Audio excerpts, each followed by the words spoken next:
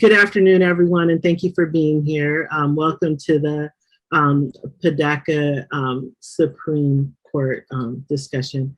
And I would like to first start by just saying thank you to everyone who's here for being here on this Sunday afternoon, especially our special guests.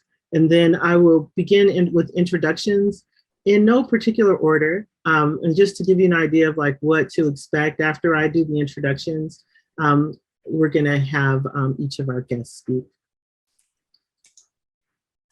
All right, so basically I'll introduce a person, they'll speak for a few minutes, and I'll introduce the next person, and then we'll go into Q&A. Is everyone good with that? And I'm Dr. Lawana Richmond, and I'm just here to help. So we'll start with Marjorie Cohn, a professor emeriti at Thomas Jefferson School of Law, former president of the National Lawyers Guild, and member of the Bureau of the International Association of Democratic Lawyers and the National Advisory Boards of Assange Defense and Veterans for Peace. Marjorie is a legal and political analyst who writes a regular column for Truth Out. She has published several books about US foreign policy, torturing drones, and she is co-host of Law and Disorder Radio. And she lectures, writes, and provides commentary for local, regional, national, and international media outlets. Councillor Cohn, I turn it over to you. Thank you, Lawana. Thank you so much for having me. And I should add to that very nice bio that you just presented that I am on the National Advisory Board of PDA. So very. Oh yeah, there's that. That's really important. Yeah, exactly. During its last term, the Supreme Court demonstrated that it is the most right-wing court since 1931 in cases involving reproductive rights, entanglement of church and state, the right to carry guns, and the ability of congressionally mandated administrative agencies to regulate climate change. The High Court, well, the conservative members handed down reactionary rulings, and the court has agreed to hear a case next term that could radically change our electoral system. Now, since the day Roe v. Wade was decided nearly 50 years ago, its opponents have executed a methodical campaign to overturn it. The only thing that has changed in those 50 years is the composition of the court. It's now packed with radical Christian fanatics who have no qualms about imposing their religious belief on the bodies of women and trans people, notwithstanding the Constitution's unequivocal separation of church and state.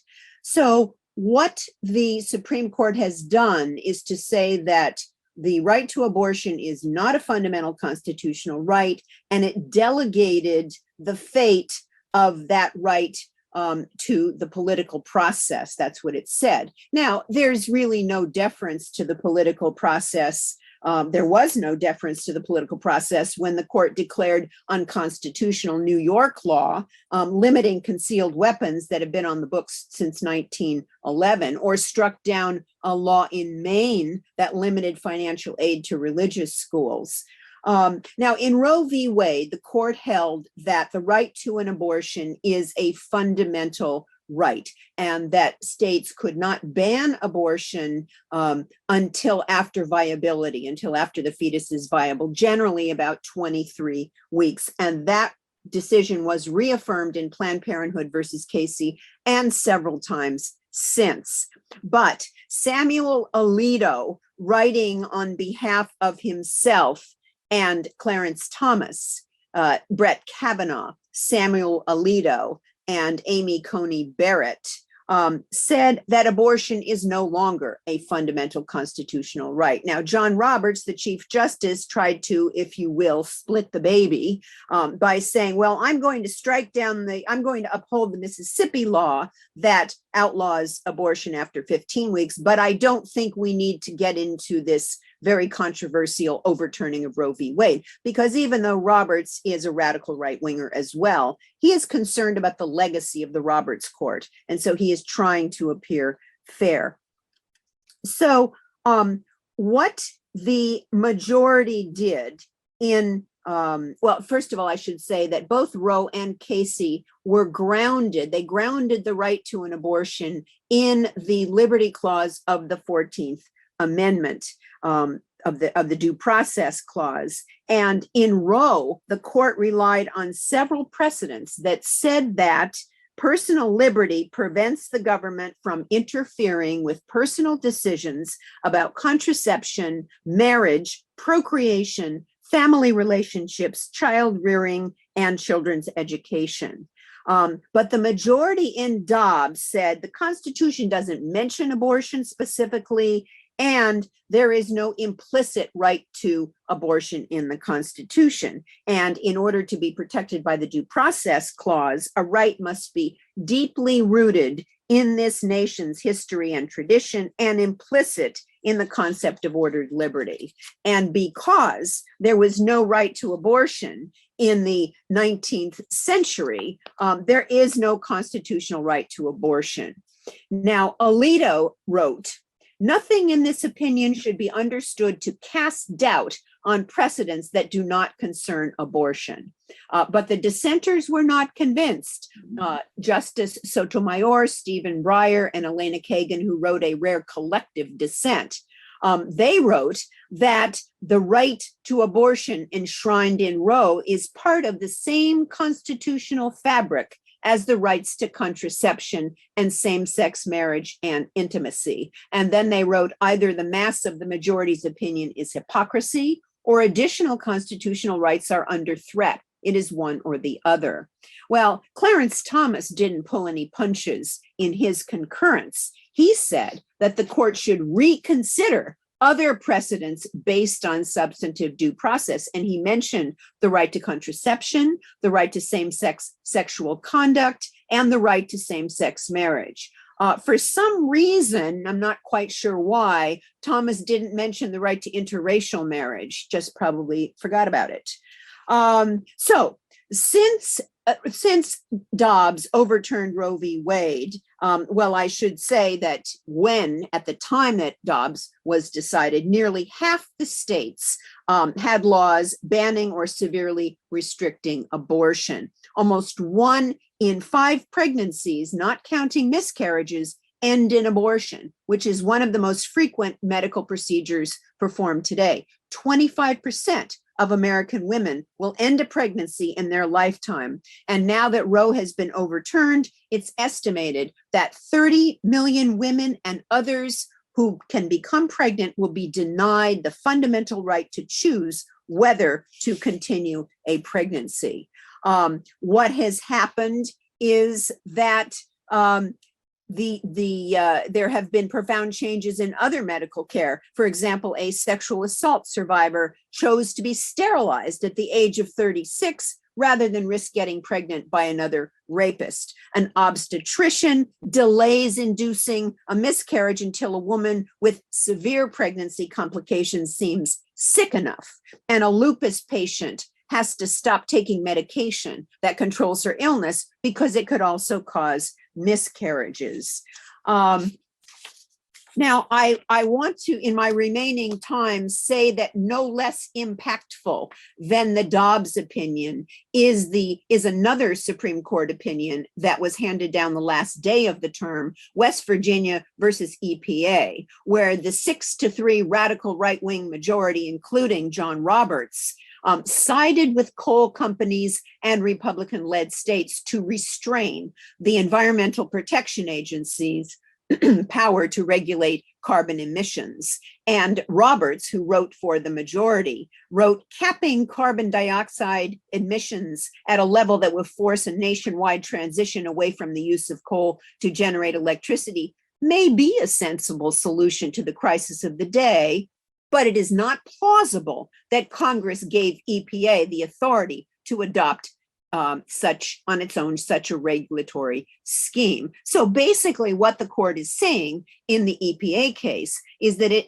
unless Congress did give the EPA a grant to regulate carbon emissions and tackle climate change, but it didn't specifically say you can mandate movement away from fossil fuels and toward renewable sources of energy, such as solar, wind, etc. And so what the court did was to use for the first time something called the Major Questions Doctrine, which requires that Congress clearly spell out the powers of an administrative agency to make decisions of vast economic and political significance. And the court did use this Major Questions Doctrine, although they didn't call it that, in the case where they struck down a rule by OSHA, the Occupational Safety and Health Administration, to mandate vaccines or periodic testing and masking of employees in large companies. This is part of Steve Bannon's anti-administrative state analysis, which Gorsuch loves. Basically, deregulation, anything that cuts into corporate profits, deregulate it. And the court's decision in the EPA case sends an ominous signal that it will use this Major Questions Doctrine to strike down other regulations that limit corporate profits. It could restrict the ability of federal agencies to regulate workplace safety, healthcare, product safety, water protections, vehicle safety, telecommunications, and the financial sector. So I'm going to stop there. I look forward to hearing the other speakers and the Q&A as well. Thanks. Dr. Beatrice Betty Valencia ran in her red sneakers for Orange City Council and was instrumental in changing the city elections from at-large to districted behind the orange curtain. She served as Central Vice Chair Emeriti of the Democratic Party of Orange County. She was named both Woman of the Year and one of OC's regular top 100 influencers in Orange County. Dr. Valencia is a proponent of education equity and serves as the president of the Santiago Canyon Community College Foundation, president for the newly formed Hub for Integration, which handles reentry and employment for formerly justice-impacted individuals. A true progressive, Dr. Betty is a motivational speaker on civic engagement, health justice, education equity, immigration reform, environmental justice, transformational leadership, LGBTQIA+ equity, and a published author. Dr. Betty was born in Mexico City and is the youngest of 12 children and is married to her long-term partner, Laura Villa. This year, her mantra is question everything. And I will put in the chat, it says, please follow her with your red sneakers at Valencia for Orange County. And I'll put that in the chat. Dr. Betty, please. Thank you so much. And thank you for the invite. I echo the last speaker. This is a civil rights issue, and it should be really renamed. The reversal of women's autonomy and equality is 63 decision that should and must concern all members of society, as Bell Hooks reminded us that feminism is for everyone. And under this umbrella, it means that although this was clearly a direct and violent act against an already marginalized population, the consequences will have deep impacts on LGBTQ communities, women of color, their families, health, incarceration rates, immigration impacts, all of this tied to our privacy and having global implications as well. Now, this issue has many intersections. Many don't really understand this thing called intersectionality. I'm going to speak about this from my perspective, a queer, married, Latina, immigrant woman. My identities and life experiences are multi-level, and as such, I speak to you today through this framework, that lens. And I speak about intersectionality not as the mainstream use, which often describes this concept as relationships between categories and people and concepts that can fall into these categories. I want to move away from that mainstream definition and more to an accurate notion that we live in this world that is segregated by gender, class, and race. The experiences of those identities, my identities, are what are the intersectionality, and that's what that's about. It is not a category, rather an experience that unites all of us. So simply put, intersectionality is the concept that all oppression is linked. This is braided into women's, trans men, and non-binary reproductive rights.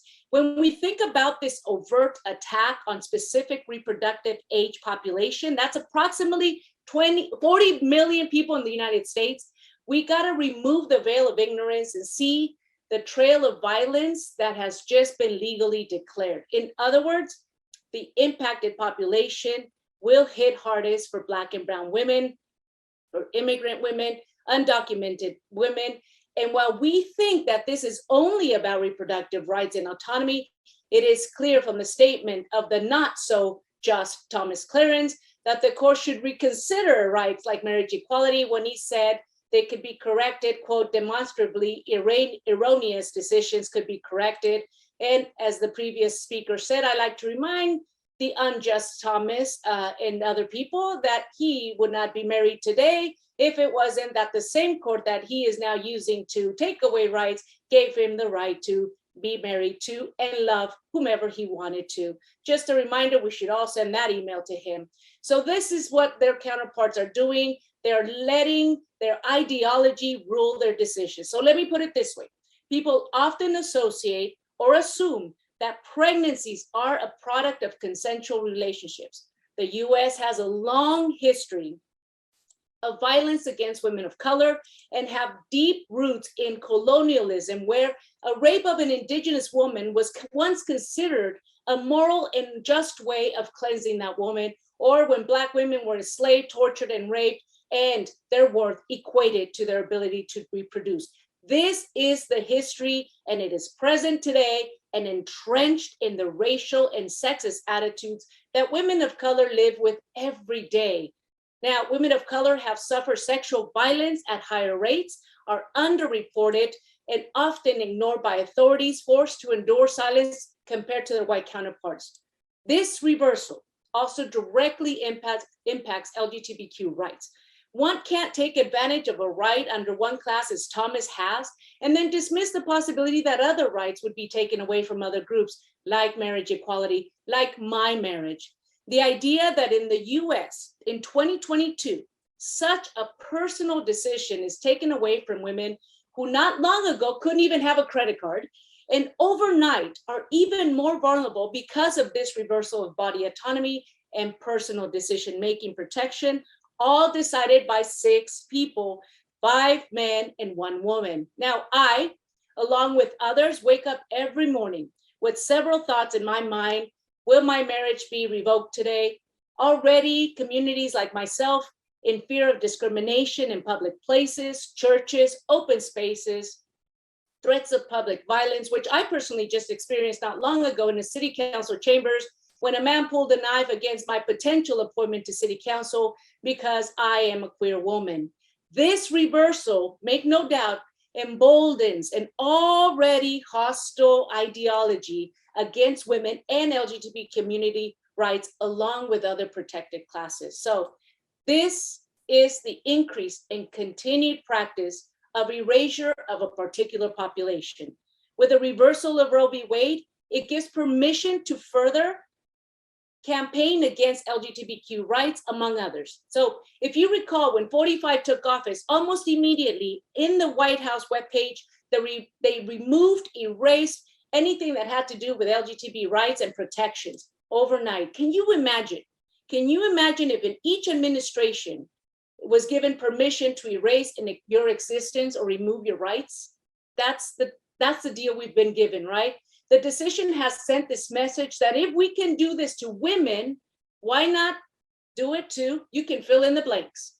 While LGBTQ rights are constantly on the chopping block and, by the way, used by both political parties along with abortion, we must also note that women who already are marginalized and have a weak access to quality healthcare will now be driven further underground, and that Black and brown women are at the forefront. Look, Black and brown women, this decision puts their lives further at greater risk. Think about the notion that Black and brown women already endure higher rates of mortality in an already racist healthcare system. So 1/3 of abortions in the US are Black women, and this will increase the disproportionate high maternal mortality rates, with the CDC noting that Black women die 3 times more than white women in the richest and most developed country in the world. Additionally, this decision will impact Black and brown women economically as they struggle to further have upward mobility in a world that pays them less, that does not hire and pushes them out of the workforce. What does that look like for a woman who has no resources? You can't just say, go to another state and do this when they're struggling to even get by. So this is not an option for every woman. The inequalities will be greater. And if this, folks, was not enough, criminalizing this will target women of color. In 2018, according to logical.com, women of color made up nearly 50% of the female prison population. Listen to that. African-American women are 3 times more likely to be in prison than white women. And hold on, Latina women are 69% more likely to be imprisoned. We know what this is about. This is about criminalizing abortions as another pipeline to feed into the prison industrial complex. And let me not forget our immigrant undocumented women who are now further driven underground with fear that their process would never be looked at. Now think about what that means in terms of exploitation, abuse, trafficking, and fear of deportation. Think about how dangerous this is if they lack access to reproductive health and is now criminalized. All that we talk about today will further make connections to our collective privacy as well. Our internet searches, health records, fertility apps, menstrual apps. This should worry everyone. What we speak on today also ties into refugees. Women will not be able to access abortion at the borders. Women fleeing their countries for sexual abuse cannot have this access as well. Again, removed and taken away. So women today are, listen to this, reproductive rights refugees. I want you to remember that word. Women today are reproductive rights refugees. You're living in a nation, we are living in a nation that overnight forced women to leave their homes, their families, their safety, doctors, support groups, family, everything, their communities, to seek refuge elsewhere. Is there potential for exploitation? Think of that notion. The opportunity for people to harm women further? Absolutely. I can only imagine how this will look. Very similar to the coyotes who crossed people from the US. Most recently, if you haven't heard, 53 people died when they were abandoned by these coyotes, crossing people from Mexico, Honduras, and El Salvador, leaving them in a truck with no AC. Each state is pushing out others, some states allowing reproductive refugees. This is the reality, our reality. This is the world, and it ties to others globally. In the US, it is seen as a very generous contributor to other health aid, with, of course, the catch that none of the funds can be used for abortion. I like what this activist, Malawasiat, said, speaking in DC recently, when the US, quote, when the US sneezes, the world catches a cold. Women worldwide are put in further danger, further violence, further destruction. This is our work. This is our call to keep working to change policies that undermine the safety and experience of women locally, nationally, and globally, particularly women of color, LGBTQ women, and immigrant women. How can women hold up half of the sky and not be allowed or expected and respect the honor of our personhood? This is the question I ask myself every day. This is the question I pose to you. If women hold up half of the sky, why are we not able to also decide for our bodies? That is our work, folks. That is who I am. That is the perspective I bring to you. And again, all the intersections, every single one of us, we can become activists in all those intersections. Thank you so much. Thank you again, Dr. Betty. It's always good to see you too. And so now we go to Carolyn Fowler, pronouns she, her, hers, a former AT&T executive and current government affairs advisor for the Los Angeles Unified School District. Ms. Fowler is a DNC member, National Federation of Democratic Women for California State President. She is the California State President and chair for the California Democratic Party's Women's Caucus and lead co-chair for the Justice, Equity, Diversity, and Inclusion Committee. She was recently elected vice chair and senior assembly member of the California Senior Legislature. She's appointed by the Los Angeles County Registrar on the Los Angeles County Voting Systems Committee. She is also an active member of Alpha Kappa Alpha Sorority Incorporated and I Am Local 1932. Carolyn holds a BBA in Business Administration from the University of Michigan and resides in Inglewood, California. Carolyn Fowler, I turn it over to you. Thank you, Lawana. Remind me next time to pay you so I don't have to follow Dr. Valencia. She has said everything I wanted to say, along with the former speaker and more. But the key point that if you take away nothing else today, the points about intersectionality, and also, which I wrote as a quote, all oppression is linked. And we are more than being oppressed, let me just tell you. What we've got to understand is that when you talk about human trafficking, these things are still going on today. And so how can we, but as women, not feel that war has been declared? Because that is what has happened to us. War has been declared on women. And so before I forget any piece of this, men that are listening, we need your help. This is not just a women's issue, as Dr. Valencia pointed out. Today, it is us. They're coming for you too. I want to start out by making a quote. Recently, everybody knows the feminist Gloria Steinem, and some of you may be familiar with this, but a friend of hers sent her a solution to gun safety. How about we treat every young man who wants to buy a gun like every woman who wants to get an abortion? Mandatory 48-hour waiting period, parental permission, a note from his doctor proving he understands what he's about to do, a video he has to watch about the effects of gun violence, close down all but one gun shop in every state, and make him travel hundreds of miles, take time off work, stay overnight in a strange town to get a gun. Make him walk through a gauntlet of people holding photos of loved ones who were shot to death, people who call him a murderer and beg him not to buy a gun. If we really cared about the right to life, this is what we would be doing. So the key message here is the basic equality and human rights of every woman in America and globally, as Dr. Valencia pointed out, has been threatened by this overturning of Roe v. Wade. The right to control and make decisions about our own bodies is fundamental to our freedom and our democracy. It is the essence of freedom. Each of us has our own stories, our own unique circumstances, but we should trust women to make those personal, private decisions that are best for them. Black women have fought and died for freedom to control our bodies, from slavery to segregation to the Supreme Court. And we remember a time when our bodies were treated as property. Some said we were less than human, that we couldn't be trusted with freedom.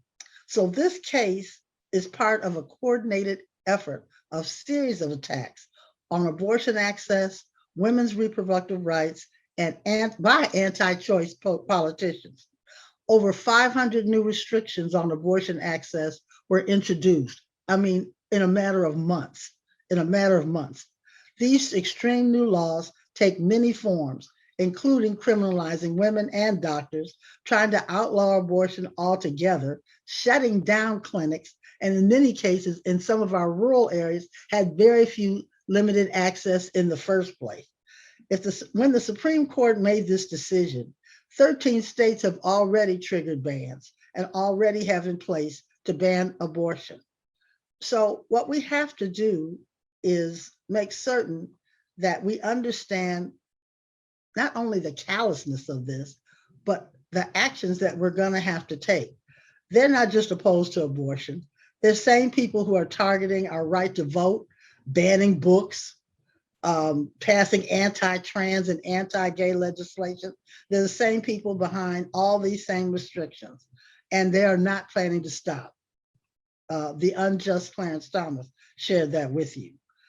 Black women are facing the reality of having our reproductive rights stolen by politicians at a time when our right to vote, to equal opportunities in education and employment, and to be paid the same as our white counterparts are being chipped away and undermined at the local, state, and now the federal levels. So what we must be concerned about, more importantly, is how we're going to turn this around. And when I say that, think about this. In 118 days is the general election. 118 days to try to correct this callous act that they've taken on. So I'm going to be talking more about action items and things we can do later. But right now, the Congress just passed two resolutions, two bills. I just came from an e-board meeting, so everything's resolutions in my head. And one is the Women's Health Act to ensure and try to codify abortion rights. And the second is to make sure that we can't be criminalized for doing that. The good news is they passed it. The bad news is, guess where it's sitting? In the damn Senate. And what has left the Senate? Not much. And so these people that are obstructionists, obstructioning every single thing, as they say, what are they for? We understand clearly what they're against, all of us, but what are they for? So what we have to do in 118 days is target, which is what the party and the Women's Caucus specifically is doing, is targeting seats for the Senate. We must maintain the US Senate. Make no mistake about it. And if you're not doing something every week to help us do that, then we're going to be in a sad shape, not only in the US, but globally, as Dr. Valencia has pointed out, for women around this world. Yes, the congressional seats are important, but let me just tell you, change takes place in the Senate. The Senate must be, as someone said, a loud roll call regarding women's reproductive rights. The good news is, I've been to 3 rallies. I've never seen so many young women come out. They get it. Our college women get it. Our college educated women get it. And I've seen a lot of young men as well. More importantly, we're blessed to be here in the state of California, where our legislators get it. And Prop 1, which will be on the ballot, which we should be saying yes to, is a right to reproductive freedom, changing our Constitution. So we definitely need to focus on making sure that happens. The other good thing about being in California is we have a Secretary of State who understands what needs to happen. Dr. Weber has plans for college students, high school students. This is organizing people and making sure that they understand what's at stake and how they can be reached. Every college campus will have a place to vote in the general election, every college campus. So we must organize, mobilize, and make sure that we're doing everything we can. And like I said, if you're not doing something for a couple of hours every week, you're working against us. Because if this is going to take a human, we thought the recall was something. The recall is nothing compared to what we need to do to turn out the vote in November on this one issue alone. So I will talk about, you'll hear me talk about in Nevada, Cortez Masto, we're having every month, this month in July the 25th, we're having a Masto Monday. We've coordinated with the Nevada Coordinating Campaign, the state party here in California, the Women's Caucus, the grassroots headquarters. We're having from 5 to 7 a text bank, English and Spanish to Nevada. And don't think that doesn't work. 2 weeks ago, we did 3 bus trips in California. one to Orange County with Jay Chin and Katie Porter, one for Christy Smith. And we did a phone bank for Rudy Salas in 4 hours, maybe 3.5 hours. We made 6,000 calls. It makes a difference when we have the resources and the people. So July, the Women's Caucus is doing Mosto. Val Demings is in August. Sherry Beasley is in September, and Maggie Hassan is in October. We're collaborating with Planned Parenthood, with the Women's March. You have a place to fit in. Get in where you fit in, but you should be helping to make these changes. And if we don't change the Senate, we must hold on to the Senate. So I'm hoping that we will have more discussion about action items and plans. And thank you all for being here. And I look forward to the questions. Wow, thank you so much. And I think it's funny that you didn't want to go last, because you did like the perfect segue into where we're going now with this conversation. And I see Dr. Betty's hands clapping. I see Danette's hands clapping. I see heads nodding. And one of the things that we promised in our promotion of this meeting is that we would not just talk about problems. We would talk about, like, well, what are we going to do about it? And I like that you started the conversation about action. And I know that we did have at least one question that came up while we were going through the chat. Is there anyone that wants to raise their hand and ask a question, or do I need to go to Danette for her list? Danette, I see your hand. Yeah, I do have a list. Excuse me. The first question is from Catherine Volpe. I hope I'm pronouncing your last name correctly. She wanted to know, due to these 6 SCOTUS violating their oaths of office by overturning Roe v. Wade, shouldn't we be taking actions to get them impeached for perjury? Well, yes, I mean, that would be terrific, but it's not going to happen. You saw what happened when Trump was impeached twice. The impeachment takes place, impeachment takes place in the House of Representatives. I don't think it would happen there, but they certainly would not be convicted in the Senate by 2/3 majority. So although I think symbolically it's a great idea, it's really not going to go anywhere as a practical matter. All right, I see. Oh, sorry, I had a couple of more questions, and then we'll Okay, so Danette, if we could defer to the people in the room. Absolutely. And then I'll come back to you. Just let me know. Yep. Absolutely. So Lydia, I see your hand up. Yeah, can you hear me? Yes.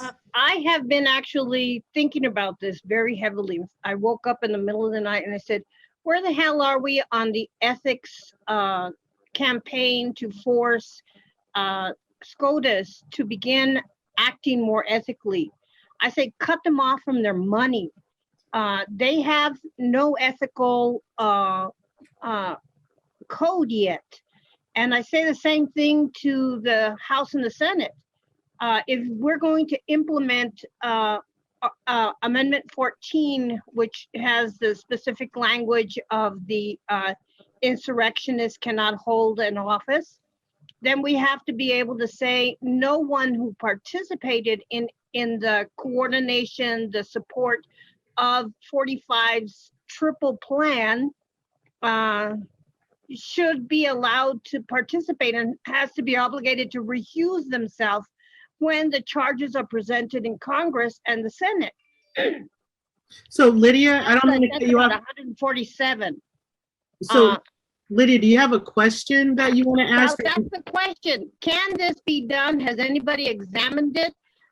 Because I don't see anybody looking at the ethical code, which has been grossly violated by every Republican since Obama was inaugurated, when they made their pledge to Koch. They made an oath to the Constitution, not to an individual, not to Koch, not to Trump.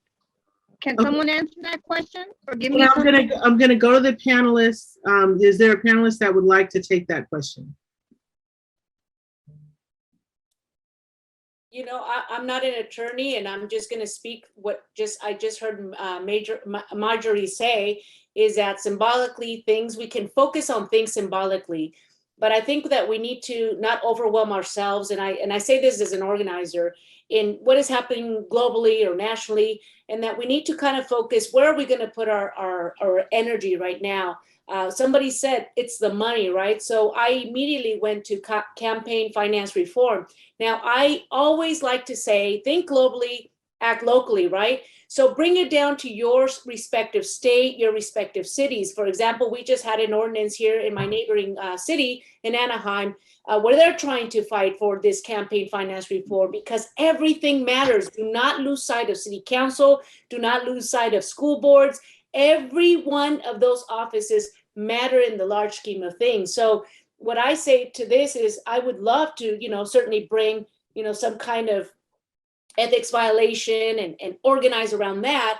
I also, however, think if we lose sight of our local ability to control what we can see, what we can touch, and what we can affect right away, we're missing an opportunity. So I would say to everyone, stay encouraged, stay globally aware, but think about your ways that you can act locally, because if we don't pay attention, school boards are going to be out of control more than they are already. City councils will pass resolutions that will impact. So I say this to you as an organizer. I like where you're going. Like, we need to hold people accountable. But as our expert in the room said, symbolically that would work. But again, we have been through so much political trauma. We need to really focus in on the things that I think we can impact right away. Yeah, my comment to that would be, look, that's important. Ethics obviously is important, but you haven't seen anything ethical come out of these people.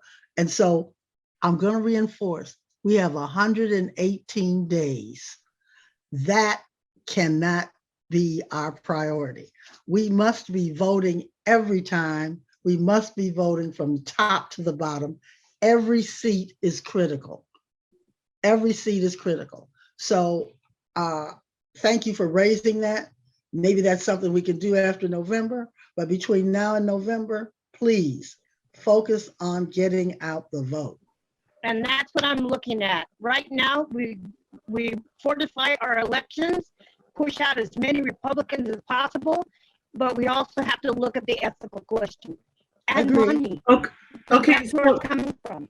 So I will ask, because we have a lot of people in this meeting and we want to make sure we maintain some level of order, that we keep the crosstalk to a minimum.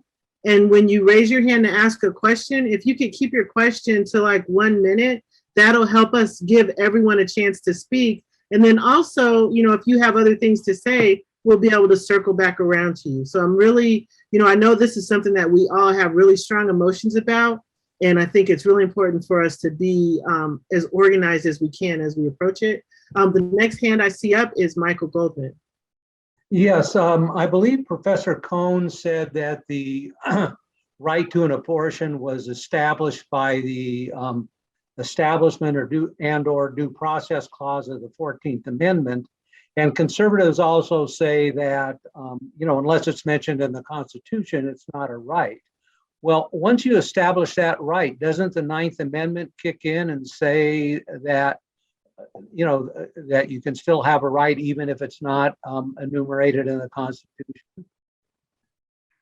Yes, it does, but the Supreme Court completely ignored the 9th Amendment in the Dobbs case and just took on the rationale of Roe and Casey, which was the Liberty Clause of the due process, the liberty part of the due process clause. So the 9th Amendment, yes, a lot of people have been talking about it, writing about it, but the Supreme Court has not really taken it on. Now, what they said is the right wingers is that abortion is not mentioned in the Constitution, and therefore, in order to be protected by the due process clause, it has to be part of the nation's tradition, history and tradition, and inherent in the concept of ordered liberty. And so they look back to the 19th century, these so-called originalists. So the 9th Amendment it's a good thing to bring up, but so far the court has not really grasped it.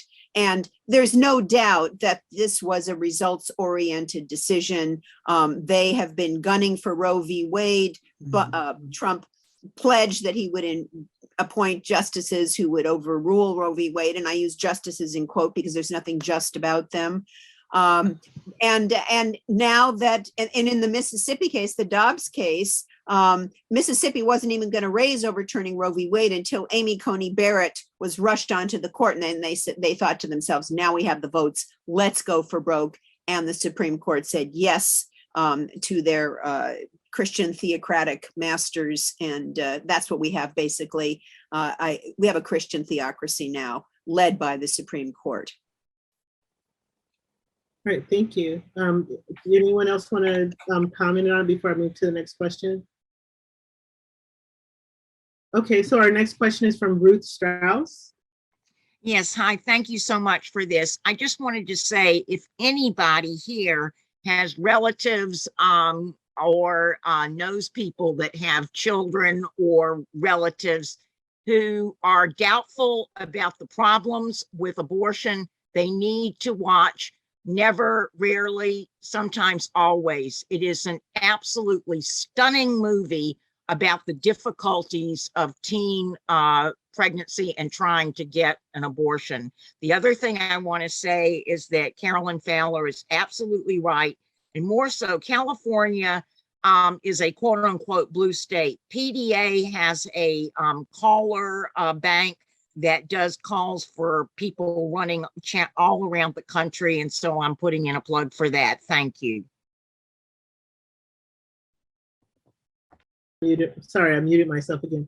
All right, Danette, it looks like we don't have any more questions in the stack. So please read another one from your list. Okay, I have one more, but before I read that one off, I just wanted to mention, put my own comment out there.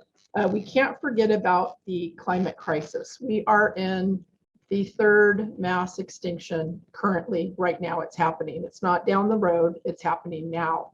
And with their EPA, gutting of the EPA, we're now that much further behind jump-starting the Green New Deal and getting green energy out into the hands of people that need it. I'm also fighting the CPUC along with a large coalition of people in California. We're supposed to be the vanguard of the nation with not only with green energy, but other issues. And our own governor and the CPUC are fighting the citizens of this state.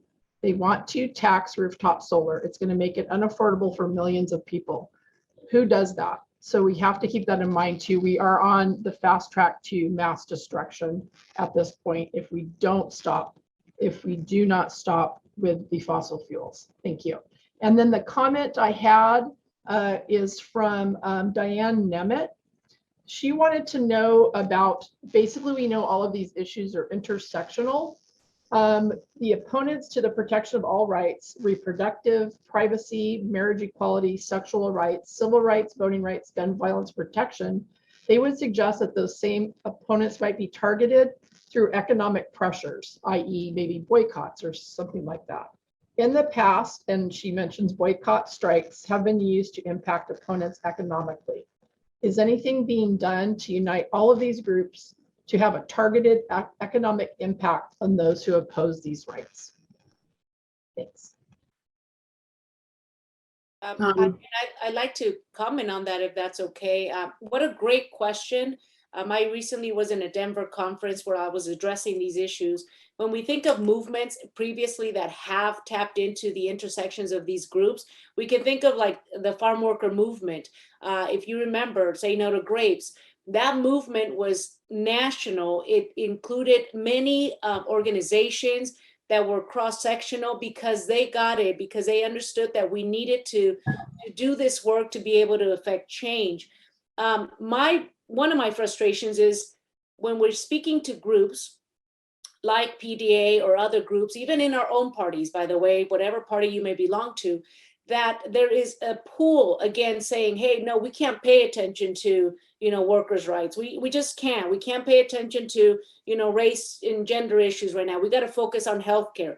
Those kinds of things are exactly what we need to get away from. We need to see the intersections, right? We need to see that everything, Diane, that you mentioned there impact people, all of us, right? But it impacts other people more gravely. So when you think about like what Carolyn said, which I'm going to keep quoting it over and over, find where you fit in and get in.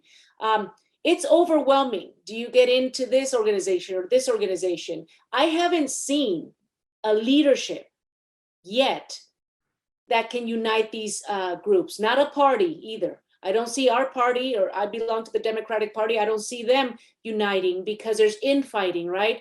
And so we're often, actually, we were talking about this, we're often voting against our own platform. So what's that going to take? It's going to take us doing that locally. I go back to locally. I wish that we can unite all these globally, but if you find people in these spaces that are working toward these kinds of changes, unite with them and say, how can I help? Because if we don't unite, this is it. That we could do it, but we've been so fragmented. We're so everyone's in their own cause. So I'm hoping, I'm waiting too for that leader, but it turns out that we're that leader that we've been waiting for. And so while I don't have time to wait for that one particular, amazing leader, respectively in our local communities, we have to be those leaders, because nobody's going to come to save us. Nobody's going to come and tie these things in. We see it, we get it. Now, how do we do it? We often feel helpless, but I say to you, if in your groups, in your local community, you find that someone who's perhaps on climate or anything, join them so that you can also advocate for them, because if we don't, we're going to be losing this opportunity. All right. Any other remarks before I move on to the next question? All right, so the next person in the queue with the question is Janet Craig. Oh, good. Thank you so much. I love the conversation, and I wanted you to know I'm reading Angela Davis's book right now, Freedom is a Constant Struggle, and she says the exact same thing that Dr. Valencia said, that we are not looking for one issue, that we take all of those issues, and of course they're all intersectional, and we make a movement using all of those issues. It's brilliant. You should read it. Angela Davis, Freedom is a Constant Struggle. The second thing I thought, I'm not a historian, I'm not a constitutionalist, but I don't really understand if the original makers of the Constitution, the very first thing they did was add 10 amendments. It was the very first thing they did to tell us that the Constitution doesn't include those amendments and can't include then Roe v. Wade.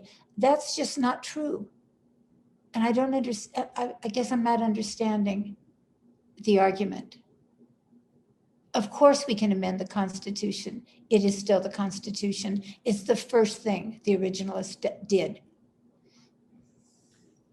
Yeah, the first 10 amendments are the Bill of Rights, of course, we know that. And then the 14th Amendment, which was one of the Civil War amendments, established equal protection, basically, and due process. Yes, the Constitution can be amended, and that is part of the Constitution and is even construed by the originalists as part of the Constitution, even though it was amended later. But it's really hard to amend the Constitution. It's like moving heaven and earth. You need 2/3 of the legislature, of the state legislatures.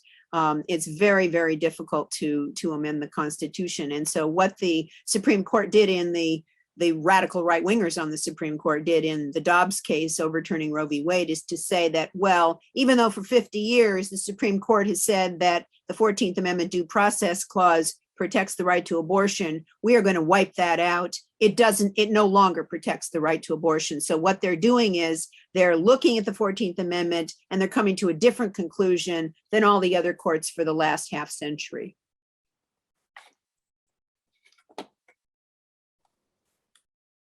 Any other remarks? That's very clear. Thank you. All right, so that takes me back to you, Danette. Do you have more questions on your list? Oh, wait, I see Dave Wright raising his hand. Thank you. I just wanted to also ask if anybody had a personal story that they wanted to tell about getting access back in the bad old days to abortions, to healthcare. And if they'd like to share those stories with us, if they feel comfortable with it, I'd like to invite them to do that at this time.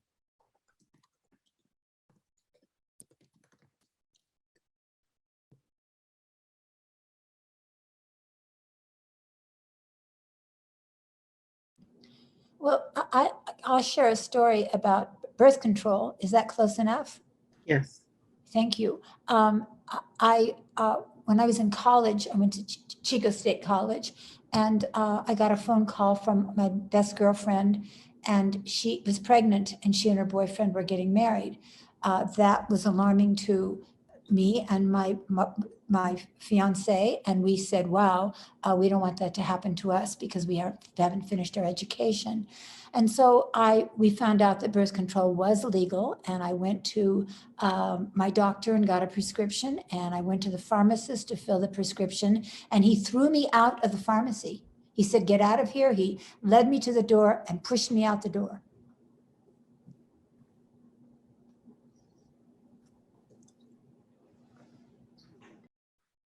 All right, I see Diane Nemeth has her hand up.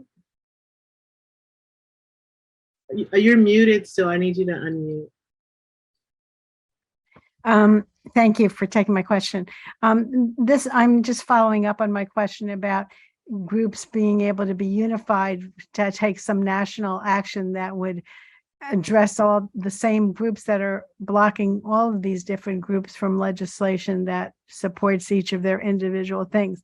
I mean, couldn't there be some kind of organizing committee that has representatives from the different organizations to come up with a national strategy, in addition to doing the work locally and with regard to targeted issues, but still have some kind of unifying steering group or whatever with representatives from the different groups to develop a national strategy that might have a greater impact, in addition to what is being done locally and trying to get out the vote and get more progressive candidates, into the Senate.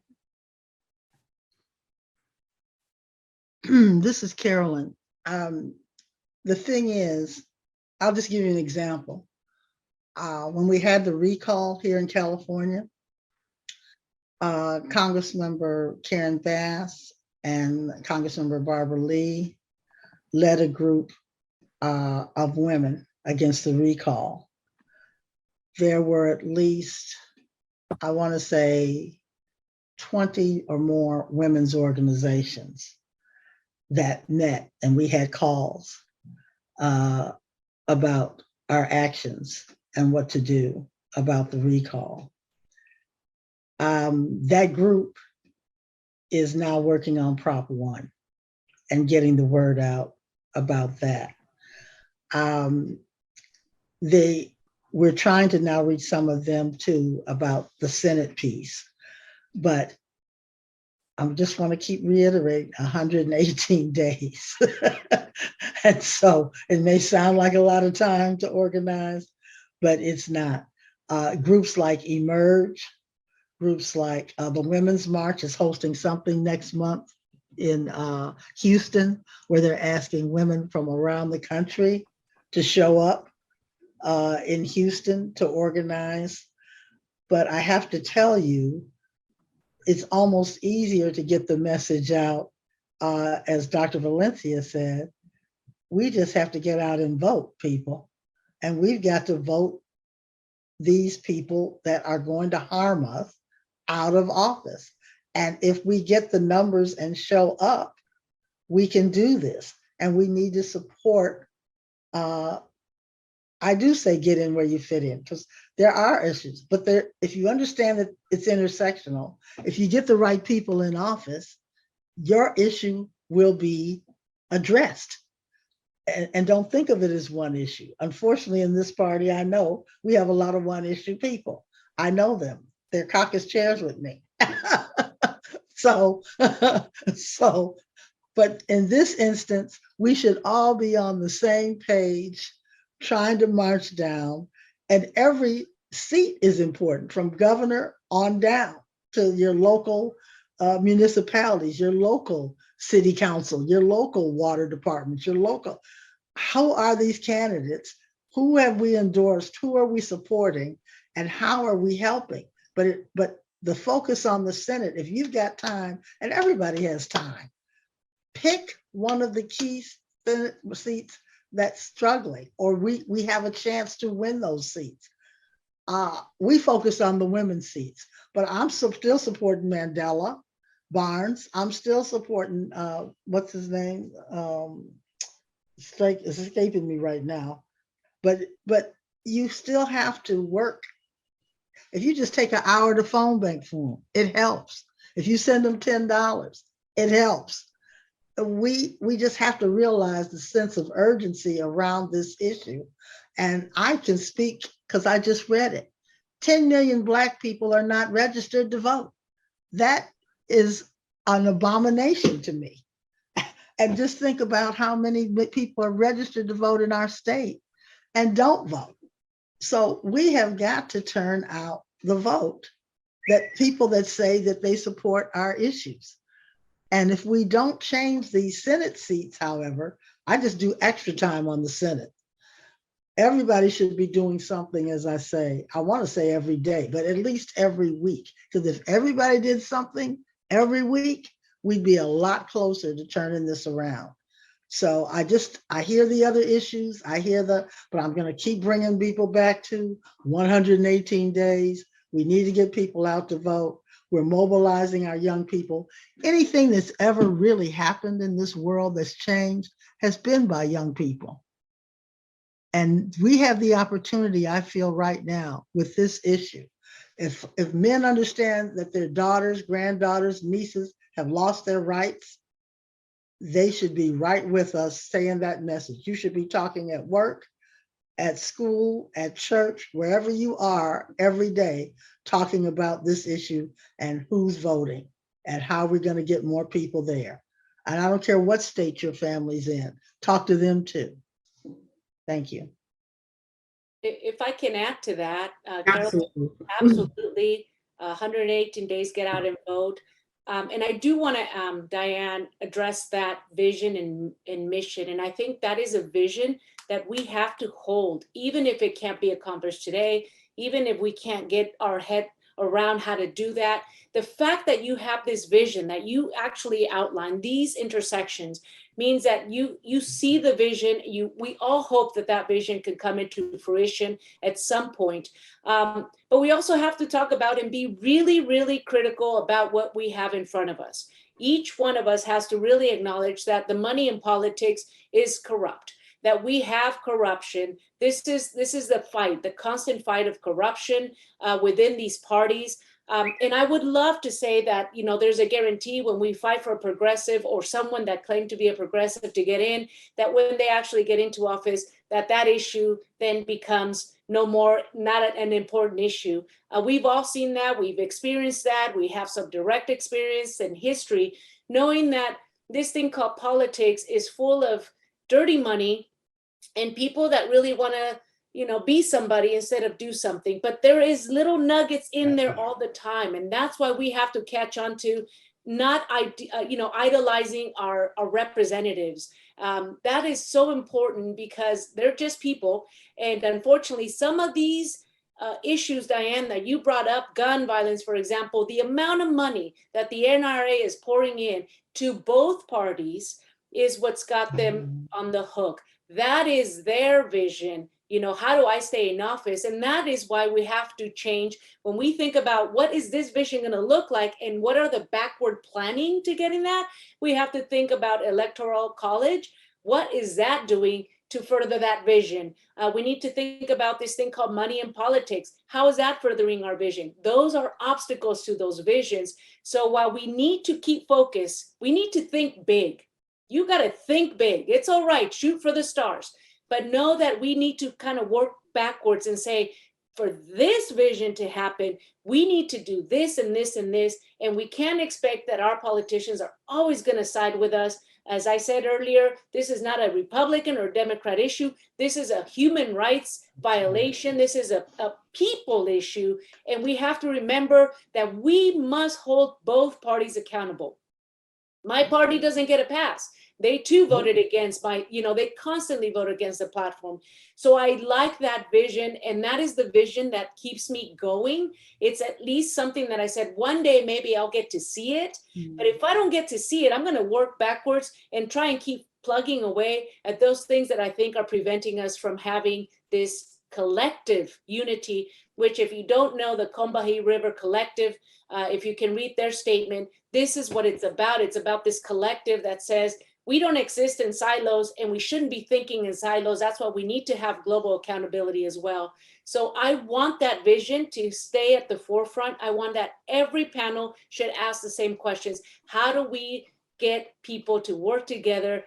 All of us noting that our issues are intersectional. Keep saying that, because one day it's going to happen. But remember, why we can't have nice things, because people are corrupt and they make bad decisions, and money is going to be really what people are working for, instead of you, me, and everybody on this panel. But having said that, you have some local leaders, you have some national leaders that you want to support. This is how you can feel like you can make a difference. So that person is still consistently supporting your agenda. Help them out. That's important too, because running for office is no joke. It's dangerous. I've done it. And that shouldn't be the case. So you have power. We just got to not forget that that vision is attainable. Maybe not today, but it is attainable. Can I say something? Absolutely. Yeah. It's really hard not to be pessimistic, especially with what the Supreme Court has saddled us with during its last term, and what's happening in a lot of red states. But there is a piece of good news that I wanted to point out to people if they didn't know. You'll remember in Texas, they had SB 8, which is basically an abortion ban after 6 weeks of pregnancy. And what the drafters of SB 8 did was to deputize private citizens to sue abortion providers and anybody who aided and abetted them and get $10,000. Now that's kind of winding its way through the courts now. But what California did, and Newsom just signed this legislation that our legislature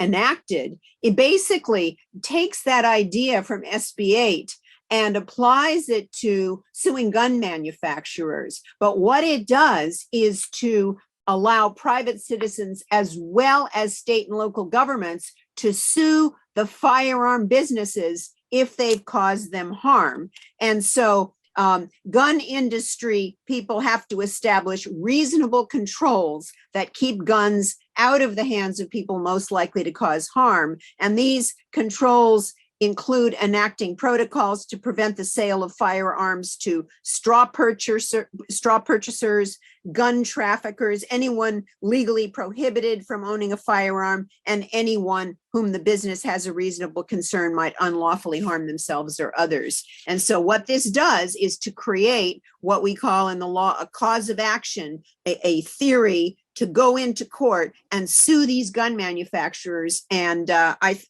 think it's really good news. So keep in mind that there are some good tactics, good strategies that are being employed.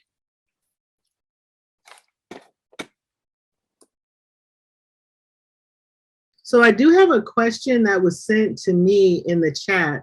I'm not sure who asked, but the question was, why are we not pushing Biden to certify and publish the 28th Amendment, the Equal Rights Amendment, so that we would at least have a foundation to protect women?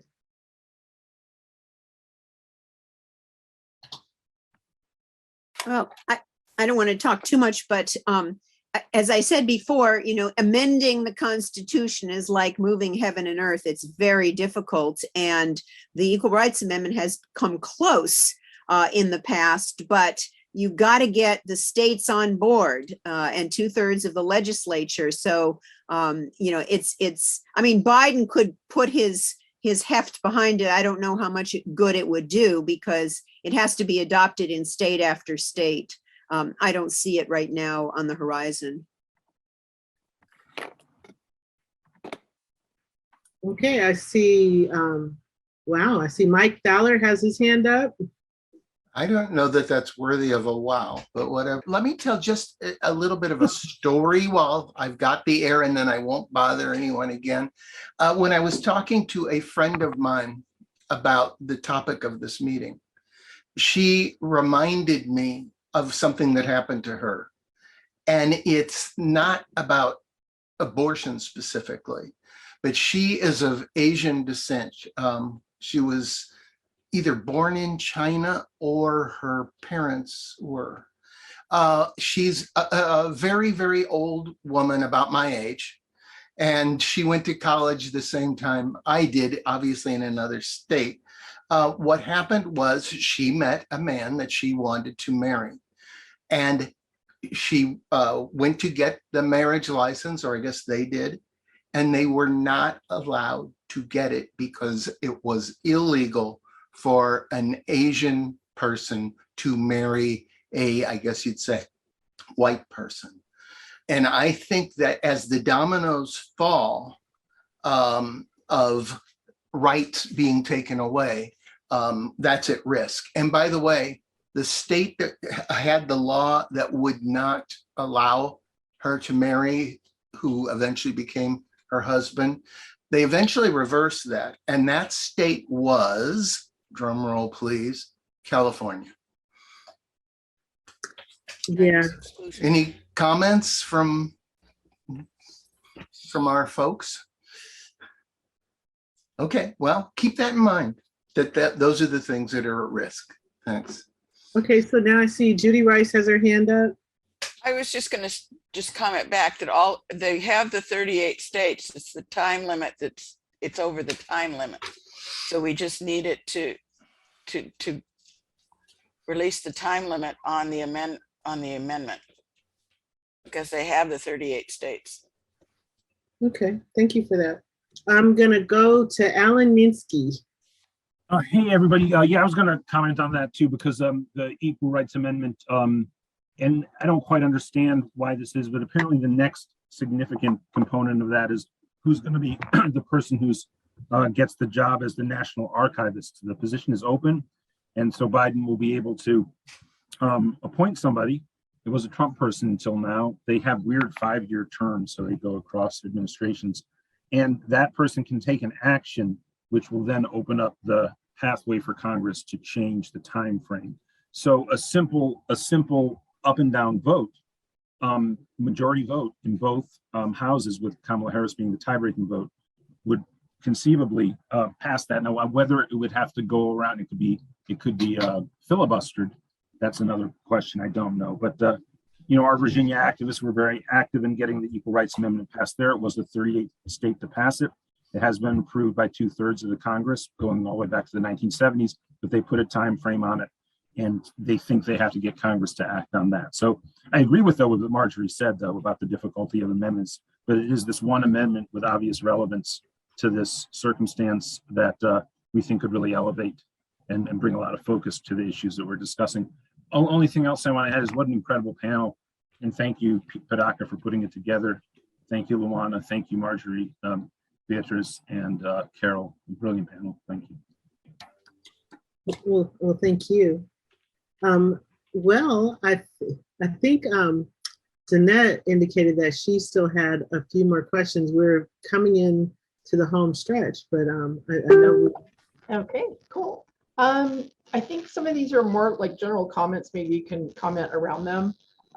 Human rights is the one issue that should unite all voters in the nation. Shouldn't we be able to subordinate all other issues to that one issue?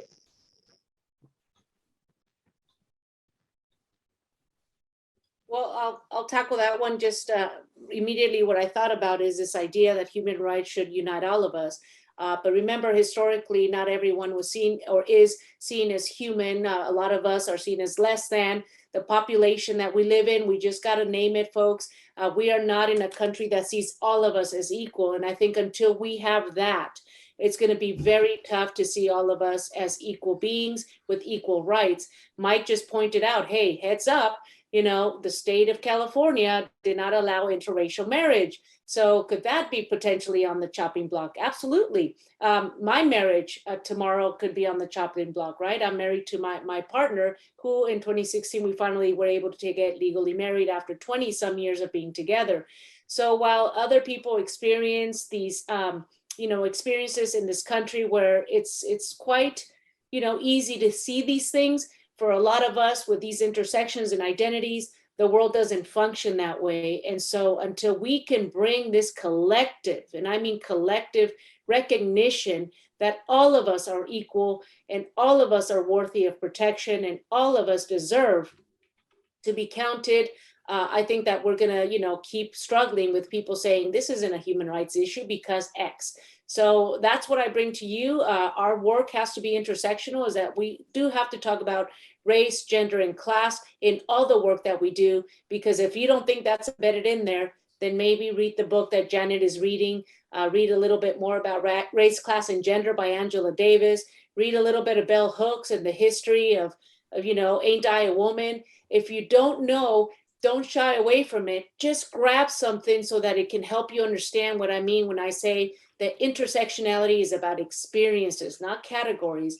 And so I think that's what I wanted to say about that. I look for the day where we keep fighting so that all of us can step out and never think twice about, you know, my identity. How can this harm me or hurt me? Or how can somebody act against me because of simply being born this person? So that is what I have to say. Thank you. Thank you. Any, okay, go ahead. A few more. This one's more, I don't know if anyone knows the answer to this. I think it sounds more general. They wanted to know how much NRA money is coming in from Russia. I don't know if anyone can really answer that. That's a nebulous thing. We're not sure. I'm sure quite a bit. Yeah, I would just say you would be shocked probably at the number of millions, and it might even be to the billion level, more than likely. But as Dr. Valencia pointed out earlier, the money is flowing crookedly everywhere, not just the other side. Wide and deep. And so until we get our arms around campaign finance, that's going to be it. But the good news is, in many instances, the money is not working. Surprisingly enough, I think the more we educate voters, the more that they become engaged, the more they realize who's really for them. I'll just give our latest mayoral race in Los Angeles. He says he's a Democrat. I'll just say the reformed Republican, so-called, I call them the 90-day Democrats, spent $45 million. Our Democratic candidate spent $4 million and has an 8-point lead going out of the primary into the general. So mobilizing, organizing does work. If people get the message, the vote is what counts. I tell people all the time, they're not counting endorsements on election night. They're not counting dollars.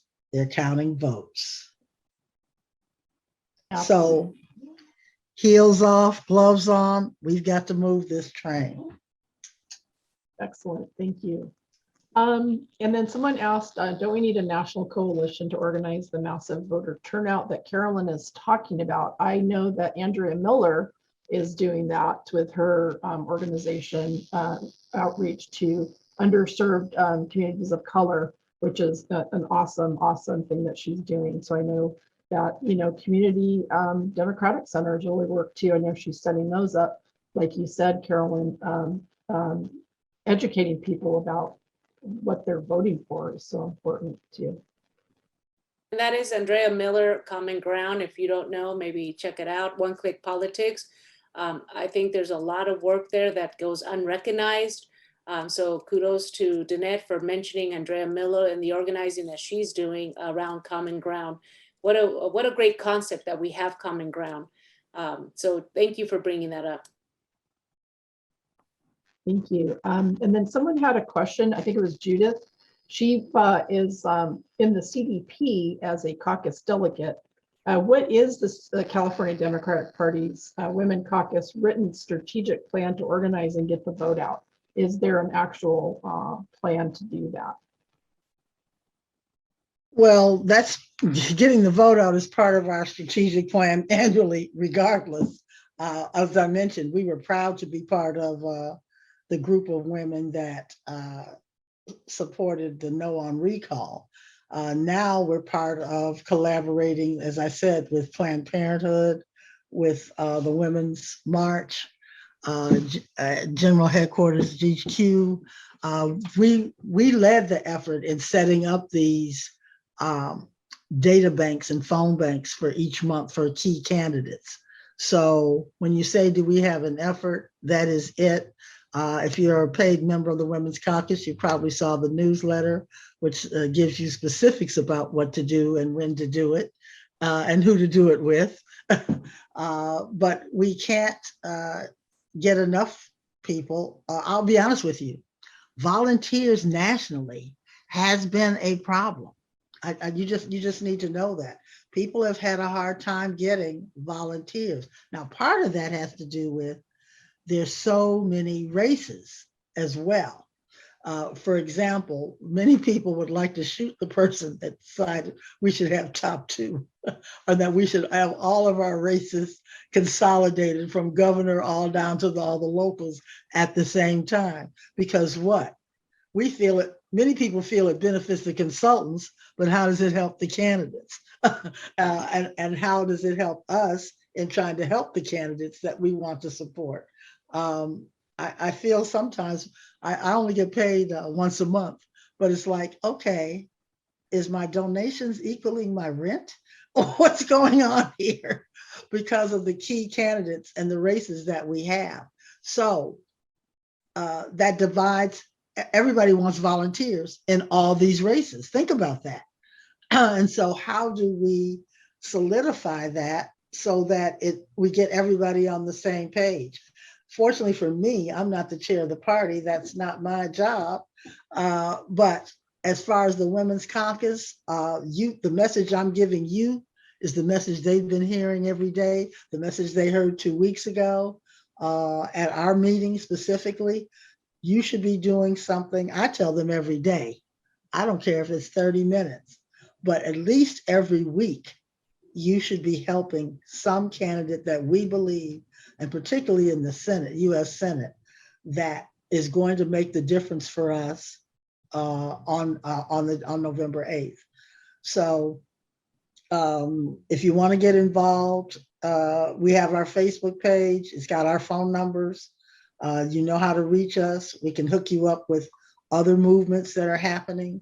But there's a lot going on, to be quite honest. The Women's Caucus has been very strong within the party and supporting all of our efforts.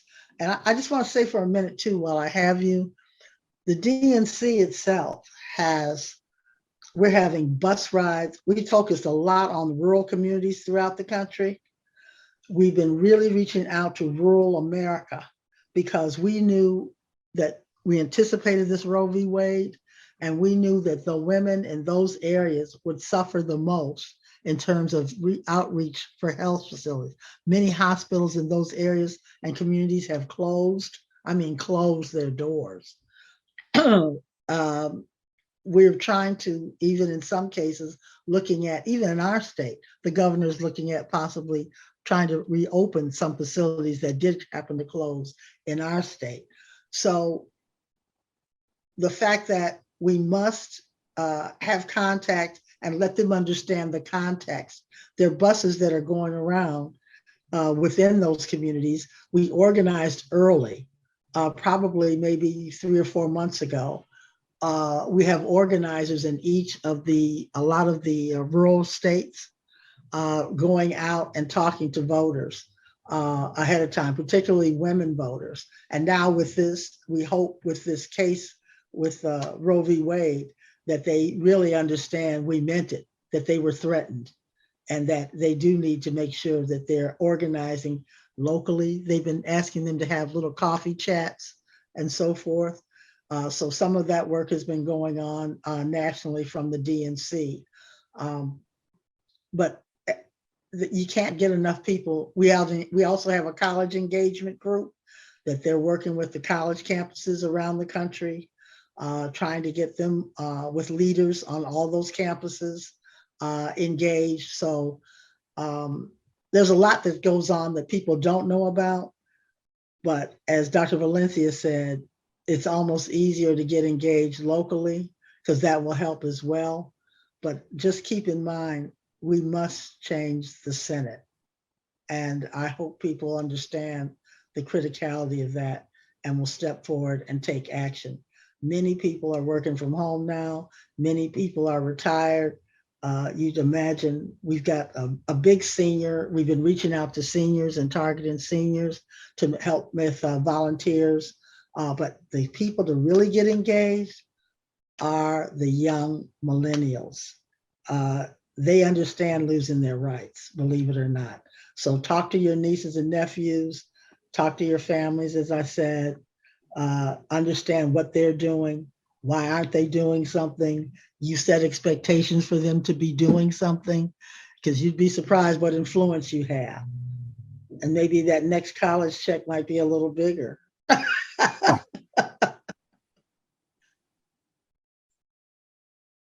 And I believe Art has his hand up. Art? Yeah, thank you. I think we have to recognize our power. We are the majority. Those of us who disagree with the Supreme Court and the direction of this country, I'd like to see some national organizing by the major progressive organizations, maybe have a teach-in and brainstorm on Pacifica Radio nationally, and you could lead into that or follow up with it with small group discussions regionally to focus on local races and ballot measures, and all of that feed into a coordinated massive voter turnout and voter protection organization for the midterms elections. I would say to that I think that's happening. PDA is one of the organizations that's really known for that, to be quite honest, and having dialogue that you can always step into, even nationally, about issues. And when it comes to voting, I don't think there are very few organizations, I think, that are stronger than PDA in phone banking for their candidates, making sure that the voters understand the difference in what's going on. But I like your idea about more radio, more teach-ins. I think those words make a big difference. So that's something that I know I'll maybe be talking about some of the organizations we collaborate with in trying to do more of that. I know at my recent Women's Caucus, I had someone from Planned Parenthood moderate, because to Mike Fowler's point, I knew people wanted to talk about this issue. So I scrapped the whole regular agenda and we had open dialogue, a town hall format, so people could talk about it. I was fortunate enough to get Katie Porter came and talked about this issue and what we should be doing and how we can be maybe moving it more on a national level. But she did emphasize the key Senate seats while she's running and she needs help, but she understands if we don't change the Senate, we have a major problem. So thank you, Art. I thought that you made some good solid points about teach-ins, and all of us can be talking about that and spreading that word, but I know PDA does a great job about that. All right, I see Sharon Alexander has her hand up. Yeah, I guess this won't let me join by video.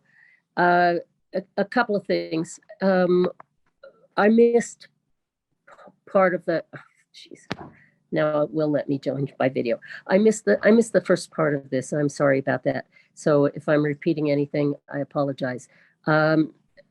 First thing is League of Women Voters. I don't know if that came up in your discussions at all. They are an organization that has a fair amount of clout, and I don't know how many of the listeners on here understand that although they are nonpartisan, they very much have policies, and their policies are quite progressive, and they definitely have policies about the women's rights to choice. And it seems like they should be part of this coalition, whatever's going on. So I highly recommend that. And my second question is addressed to whoever was speaking earlier. I don't know if that was Carolyn, who's asking us all to get out there and vote and get people out there to vote, especially young people. And I'm following the news, and I'm following the news that shows how the Democrats have thrown a lot of money to defeat progressives around the country. And I wonder, how she can expect progressives to actively vote when they feel like they're being sabotaged. I'd be happy to address that. As I mentioned earlier, you might not have heard, there is a group from around the country that I participated in the meeting yesterday, Reform the DNC, for lack of a better term. And this very issue that you're talking about, Sharon, was discussed ad nauseum. But kind of Dr. Valencia talked about it as well. We know we have members of our delegation, even elected, that are not supportive of the progressive candidates. We know that. So we're trying to talk about putting things in place like money, direct money to the states, the state parties. A lot of the money goes to the DCCC and not necessarily directly to the state parties, where the state parties may have even endorsed these progressive candidates, but they don't have the resources to really fully get behind them. So now it is a matter of changing hearts and minds. Let's be honest. And we're no different. I'm sure they have the same problem on the other side. But how do we change that? Enough of us have to become involved to challenge that issue. And so I did join the reform because the money becomes important. It's going on in Nevada right now. I'll just say that. It's happening in Nevada right now. The progressives really won the state party seat, but the money is going to the DCCC. And so they're working now on down ballot races because that's pretty much all they can afford to do. But they do support Cortez Masto, but it just so happens that they do. But what if they didn't? What if they had a different candidate? So there's been some, for lack of a better term, recommendation, no, what's the word I want to say? When you, I'll just say revenge against them winning. Retaliation. Retaliation, thank you. That's the R word I was looking for. A retaliation against them winning. And it's not right. And we, as part of that group, just have to bring it up and put it in their face and say, we're not going to stand for that. But it's, I'm sure Nevada is just an example I know about, but I heard other members on the call in other parts of in other states saying the same thing. So it can't change the work we do. We still have to try to identify the candidates that are going to meet our values, and try to make that work and try to find other people. But when you're talking about electing people, understand who's blocking you. And why do you keep voting for them? We have to raise that issue. I think a lot of times it's quiet and people don't know, just like we were all disappointed here about the healthcare, and we still don't necessarily know who all the people were that were against it or why. Right, even here, I'm just using that example. So we have to try to, and you have to hope, as Dr. Valencia said, you elect them and then they don't get tainted by the money or the power, and they told you one thing and then they got in there and did something else. So it's a constant work. It's a constant battle. but we can't be afraid or ashamed to raise the issue. So that's why I joined the reform group. We're trying to make sure we have at least 100 people from around the country in that group, which is a good sizable from the DNC. It's almost like a third, to have the power to have these discussions and to make those changes. But build your army locally. That's what I always say. Build your army locally. Okay, so we have a question from Ruth Strauss. This is going to be the last question, and then I'm going to transition to introducing to a couple of closing remarks. Ruth? Hi, I'm so glad you have the quote unquote renegade portion of the DNC, because they undermine, a lot of really progressive candidates. And I don't need to tell anybody on this call about Nina Turner. And also, I think there's an African-American mayor in Buffalo, where they also had problems, supporting her. So I think that's, one problem that they have, and they really have not supported people who are progressive candidates. And I'll say one other thing. I'm in a group called the Grassroots Election Protection Group, and Ray McClendon, who's president of NAACP, is on that call a lot. And he says that the DNC will give money to them for TV ads, but that those are totally irrelevant and they don't help. And the DNC won't give him money to put boots on the ground to go door to door. So that would be something I would hope you would take back. Thank you. Thank you, Ruth. So Jerry Tobe, I see your hand up, but I did say that that was going to be the last comment or question. It's 5:38. We said we were going to be wrapping up at 5:45. I'm not going to personally close the Zoom, so I'm sure people that want to hang out and talk will be able to do so until there's no one available to host. I do want to call out the fact that my background is dystopian, because as an Afrofuturist, I look at utopian and dystopian potential outcomes, and right now we're in a space where, it could be easy to focus on the lack of hope, but I also want to acknowledge that, we have power, we have influence, we have the ability to change things. And I think sometimes it's good to look at what could happen if we do nothing and encourage people to do something. I recently published a statement about the fact that as bleak as everything is, the fact that we just reversed a position of the Supreme Court to get us to where we are, that is inherent, that means that there can be additional reversals.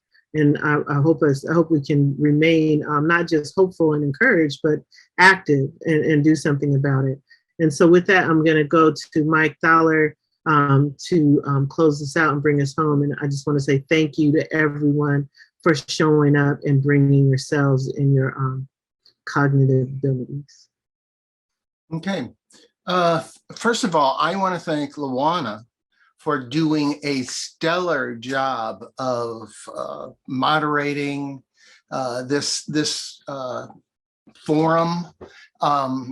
And she's done it before, and she'll do it again if she will, because she's great at it. So thank you, Lawana.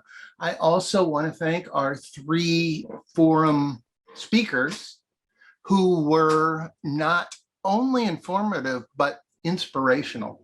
And that would be Marjorie Cohn, Betty Valencia, and Carolyn Fowler. Thank you, thank you, thank you. And the other set of people I would like to thank is the steering committee of PDA-CA, who's met many times to put this thing together. Thank you to you, especially Danette, and David Wright, both of whom worked during this meeting. That was a big help. David Wright was very stealthy and quiet, but he did a great job of keeping things together. So thank you guys, and thanks to the steering committee. And the last group of people I want to thank is all of you participants. The questions were great. They were to the point.